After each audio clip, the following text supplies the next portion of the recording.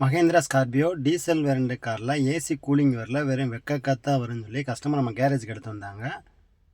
AC filter கழட்டி check பண்ணி பார்த்ததில் பேனட்டில் இருக்கிற அந்த பாஞ்சில் அப்பர்லாம் எலி கடிச்சு ஏசி ஃபில்டருக்குள்ள வச்சுருக்கு. இதனால் டஸ்ட்டு அடைச்சி போய் கூலிங் சரியாகவே வரல, துருவமே சுத்தமாகவே இல்லைன்னு சொல்லி கஸ்டமர் கம்ப்ளைண்ட் சொன்னாங்க. இதனால தான் மேக்ஸிமம் வந்து கூலிங் வராது, துருவு சுத்தமாக இருக்காது.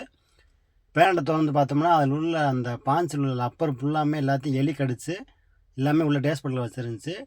ஃபில்டரை கழட்டி எடுத்து தட்டிட்டு செக் பண்ணி பார்த்தால உள்ள சரியான அடைப்பு. இந்த மாதிரி அடைப்பு இருந்தாலும் மேக்ஸிமம் கூலிங்கே வராது. அதனால் ஏசி ஃபில்டர் புதுசு வாங்கி ஃபிட் பண்ணுறோம். ஏசி ஃபில்டர் ஃபிட் பண்ணக்கப்புறம் ஏசி லீக்கேஜ் இருக்கான்னு செக் பண்ணி பார்த்துட்டு பழைய கேஸ்லாம் எடுத்துகிட்டு ஏசி கேஸில் வந்து ப்ரெஷர் போட்டு செக் பண்ணி பார்த்ததில் ஒரு போட்டு லீக்கேஜ் இல்லை. பழைய டஸ்ட்டெல்லாம் உள்ளேருந்து எல்லாத்தையும் எடுத்து கூலிங்காலுக்குள்ள சைடில் ஃபேன் லீஃப் எல்லாத்தையும் கழட்டி ஒரு சர்வீஸ் பண்ணிவிட்டு வேக்கம் போட்டு ப்ரெஷரை போட்டு ஒரு 2 மணி நேரம் செக் பண்ணி பார்த்ததில் ஒரு போட்டு லீக்கேஜ் இல்லை, 300 பாயிண்டில் கரெக்டாக நின்றுச்சு. செக் பண்ணி பார்த்ததுக்கப்புறம் ஏசி கேஸ் வந்து ஃபுல் பண்ணோம்.